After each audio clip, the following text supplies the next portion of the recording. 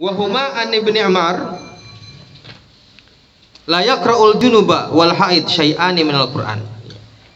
Kemudian dari Imam Ibnu Majah dan Imam Tirmidzi juga meriwayatkan hadis dari Ibnu Umar, la yaqra'ul junubu wal haidu syai'an minal Qur'an. Orang junub sama orang yang haid tidak boleh membaca Al-Qur'an. Ini masuk kepada hukum keharaman bagi orang yang haid. Ya, bagi orang yang haid dan orang yang junub tidak boleh membaca Al-Qur'an. Ya, illa bagi mereka yang hafizul Quran, ya, perempuan-perempuan yang hafizul Quran, misalnya di masa haidnya itu kalau tidak bisa menjaga Al-Qur'annya dengan ajrul fil qalbiha, ya, dengan menjalankan Al-Qur'an dalam hatinya.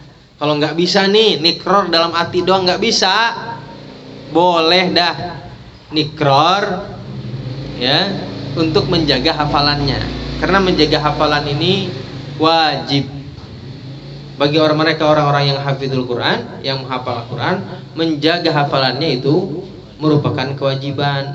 Assalamualaikum teman-teman, berjumpa lagi dengan saya di sini di channel Bang Mo.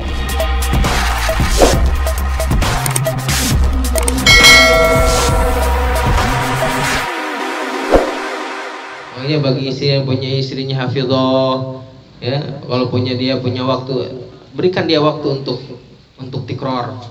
Memang itu menjadi syarat mutlak, itu harus memberikan waktu tikror buat istri. Jangan pas lagi nikror gangguin Quran. Enggak, memang itu ada kewajiban suami Anda, tapi juga ada buat tikror juga harus ada. Nah, bagi mereka yang penghafal Quran ini kemudian jinabah, kemudian haid misalnya, gimana kalau dia tidak mampu, ada yang nggak bisa nikror dalam hati, makanya nggak nikror gitu misalnya. Yang namanya baca di hati bagaimana sih, ya kan, nggak bisa, ya. Kalau takut buat khawatir akan kehilangan hafalannya, maka boleh katanya untuk menjaga hafalan, ya. Kemudian diniatin wirid, diniatin membaca wirid, gitu ya. Jangan niatin baca Quran, karena baca Quran bagi orang yang junub dan orang yang haid hukumnya haram. Ini lagi junub dipanggil Kori gimana sih? Aduh, belum mandi nih. Udah mepet nih. Haram ya? Nggak boleh. Wan Nasai, lalu dari Imam An-Nasai an Aisyah radhiyallahu anha. Dari Siti Aisyah radhiyallahu anha. Wajjihu hadzal buyuta 'anil masjid. Fa inni law hilla fa ini lauhilul masjida li haidin wala junubin, ya. Dari Siti Aisyah radhiyallahu taala anha, Rasulullah sallallahu alaihi wasallam bersabda, wajihu hadzal buyut, katanya, arahkanlah rumah-rumah ini dari masjid, artinya palingkanlah rumah-rumah ini dari masjid, ya. Fa ini lauhilul masjida li haidin wala junubin, sungguhnya katanya aku tidak menghalalkan masjid bagi orang yang haid dan orang yang junub, kata Kanjeng Nabi. Tuh, saking menjaganya Kanjeng Nabi bagi orang yang haid dan orang yang junub. Ya, kalau bagi orang yang junub aja haram itu masjid, apalagi buat yang haid. Ya, wa illam takhaf talwisahu. Wa illam takhaf talwisahu, walaupun dia tidak khawatir ngotorin. Ya, dalam sabina itu ada dua nih. Hormatun, keharaman bagi orang yang haid, selain haram lubsu fil masjid, selain haram diam di masjid, juga haram murur fil masjid, ya. Kalau murur itu lewat, murur itu berarti masuk dari pintu yang satu keluar dari pintu yang lain, namanya murur, lewat. Kalau lubsu itu ya diam, masuk diam. Biqadri tumakninah, sekiranya kita tumakninah dalam sholat. Makanya kalau ada orang yang taraddud itu misalnya masuk dari satu pintu, kemudian keluar dari pintu yang sama, namanya taraddud. Itu fayusamma lubsan, juga disebut sebagai lubus, sebagai diem di masjid. Maka juga hukumnya haram. Nah, bagi orang yang murur memang haram in khaffat talwisahu. Kata Imam Syekh Sumer, ya, Ahmad bin Sumer al-Hadrami dalam kitab Sabina, al-uburu in khaffat talwisahu.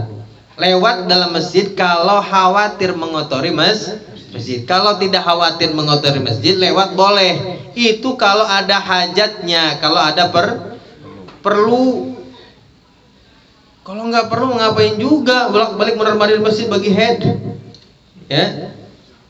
Sekarang kan usahakan aman, sekarang mah pakai pempes, pakai balut ya, pakai pempes apa? Pakai softtek ya. Aman, tidak khawatir ngotorin masjid misalnya. Ya, walaupun tidak khawatir mengotori masjid, tapi tetap lu supir masjid nggak boleh. Ya.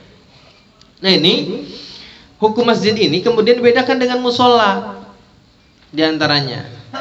Kenapa dulu ada yang bikin masjid, ada yang bikin musola?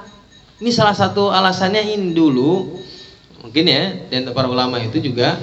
Kemudian musola ini karena musola pertama tidak diharamkan al-lubsu fihi bagi yang junub ataupun yang haid. Artinya kalau orang bikin pengajian di musola, mau yang haid mau yang junub boleh tinggal di masjid, tinggal di musola. Ya, karena musola itu biasanya tidak sunnah itikaf di situ, tidak ada kesunahan itikaf, tidak ada kesunahan kemudian tahiyatul masjid, kemudian juga tidak diharamkan bagi yang haid untuk duduk di situ. Ya. Kalau di musola ini walaupun ini adalah mahalul khilaf ya, tempatnya perbedaan pendapat para ulama, tapi sejauh ini ya dalam mazhab Syafi'i membedakan antara musola dan masjid dalam hukumnya. Dulu kan banyak yang nanya, kalau misalkan ibu-ibu kan pada ngaji di musola tuh gimana yang head katanya gitu. Yang head bagaimana? Boleh. Ya, kalau di masjid nggak boleh. Nah, termasuk masjid ini semua area yang diwakafkan buat masjid, walaupun tidak ada bangunan masjidnya, maka yusama masjidan. Maka disebut masjid, termasuk parkiran. Kalau itu mewakaf masjid, itu masjid itu. Makanya suka kalau di utama tuh ada larangan. Biasanya dulu DKM itu DKM sendiri sering bilang jangan meludah di area masjid, karena memang itu masjid. Ya, walaupun itu kemudian parkiran, tidak boleh mengotori masjid secara sengaja, nggak boleh. Ya. Kemudian misalnya di area masjid pula apa? Boleh itikaf di situ. Jadi masuk ke area masjid kemudian itikaf, jadi itikaf. Mau tahiyatul masjid boleh di situ. Ya, kalau misalkan sholat id kan sampai keluar tuh, sholat di situ ya nggak apa-apa. Ya, tahiyatul masjid juga boleh di situ. Jadi semua yang diwakafkan masjid maka yusama masjidan walaupun tidak ada bangunan masjid. Maka semua yang hukum yang berlaku kepada masjid maka berlaku pula buat itu. Gitu. Lalu hadis berikutnya wa Abu Dawud wa Tirmidzi, dari Imam Abu Dawud wa Tirmidzi an Abi Hurairah radhiyallahu anhu, dari Abu Hurairah radhiyallahu anhu, man atahaidan, penting nih.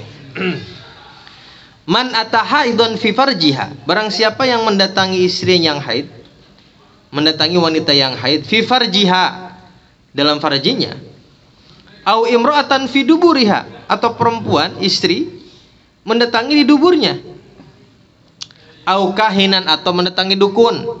Buat nanya nih masa depan saya bagaimana ya. Peramal, dukun itu banyak, peramal, tukang teluh, santet dan sebagainya, kahin. Faqad kafara, maka sungguh dia telah kafir. Bima anzala ala Muhammadin, sungguh dia telah kafir terhadap apa yang dibawa, yang diturunkan kepada Kanjeng Nabi Muhammad. Ya. Orang yang haid tidak boleh digunakan. Ya, perempuan yang haid tidak boleh digauli oleh suami. Jauh-jauhin orang haid. Boleh enggak istimta? Boleh. Ya, tapi bima fawqa surrah wa rukbah, selain di antara lutut dan dengkul. Sebetulnya yang haram itu adalah aljima'nya. Kenapa diharamkan mabaina surrah wa rukbah? Karena kalau main-main di situ bahaya. Suka kelantasan, nyemplung. Ya, man hama haulal hima yushikku ayar ta'afih katanya. Barang siapa yang main-main di area yang terlarang, diharamkan, dikhawatirkan masuk ke dalam situ. Ya, kan bocor sering main di sumur, nggak boleh situ, nyemplung loh. Gitu. Karena biasanya semakin dilarang semakin asik. Gitu ya. Selonjok. Ya. Sebetulnya memang yang diharamkan di situ, tapi memang kenapa diharamkan di area itu? Karena itu bisa yajurru alal halak, ya, bisa menjerumuskan. Ya, mabaina surah wa rukbah. Kemudian atau juga mendatangi istri, menggauli istri dari duburnya. Ini semua hal-hal yang diharamkan oleh Allah Subhanahu wa taala. Haram. Kenapa sih diharamkan? Ada yang halal, ada yang haram. Kan biasanya memang manusia itu begitu. Ya. Ada satu keterangan dalam dalam falsafah Ihya Ulumuddin itu katanya gini, kalau manusia itu dilarang biasanya malah penasaran. Bahkan apabila ada yang melarang jangan kamu makan ba'roh. Ba'roh itu tai kering. Lafatuh pasti mereka akan makan katanya. Begitu, diharamkan bagi kalian untuk makan tai kering. Misal gitu.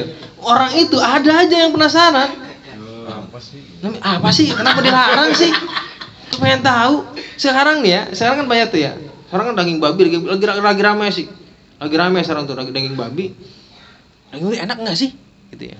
Sampai orang bikin vlog-vlog begitu. Enak nggak sih daging babi itu? Kenapa kok bisa diharam? Daging babi itu enak loh. Kenapa diharamkan loh? Kayak gitu. Mengundang tanya, setiap mengundang tanya itu mengandung rasa penasaran. Nah, justru disinilah keimanan kita diuji. Patuh nggak kita dengan perintah? Promonya aja Jepang ya. Iya. Patuh nggak kita dengan perintah Allah dan larangan itu patuh nggak? Gitu. Jadi ketaatan kita ini diuji ketika disuruh haji, disuruh lemparin dinding pakai batu. Kan kalau pikir-pikir kayak orang gila ya, apain itu ini pakai batu 7 kali gitu lontar jumroh. Itu kan semuanya amrun ta'abbudi, hal-hal yang merupakan ya harus dijalankan sebagai bentuk ibadah, sebagai bentuk ketaatan. Tidak bisa wah itu dulunya karena iya betul, tapi itu kan hanya hikmah, bukan alasan yang sesungguhnya. Hanya hikmah di balik itu saja. Ya. Alasan sesungguhnya adalah ta'abbud ibadah kepada Allah. Ya. Misalnya sekarang ada orang hikmah ruku, hikmah sujud, kan itu semuanya hikmah. Menceritakan bagaimana hikmah itu sujud itu begini, manfaatnya begini, ruku itu kan hikmah. Tapi alasan sesungguhnya apa? Ya perintah Allah sebegitu. Perintah Allah kalau sholat itu bentuknya begitu. Ya, sebagaimana Allah mengajarkan kepada Nabi Muhammad SAW dan kita ngikutin. Ketaatan kita yang ikutin aja. Wah kan ada yang lebih manfaat, misalnya gimana kalau rukunya biar sehat kita pakai zumba gitu, diganti. Misalnya kan kalau misalnya kita ke kesehatan sebagai alasan yang harus masuk akal gitu. Ada yang lebih logis misalnya, bisa saja kan diganti dengan yang lain. Tapi kenyataannya bukan itu sebetulnya. Selain itu sebagai hikmah yang menyehatkan buat kita, tetapi alasan sebetulnya adalah itu adalah merupakan perintah yang harus kita taati sebagai orang yang beriman, sebagai bentuk ketaatan kita terhadap perintah Allah Subhanahu wa taala.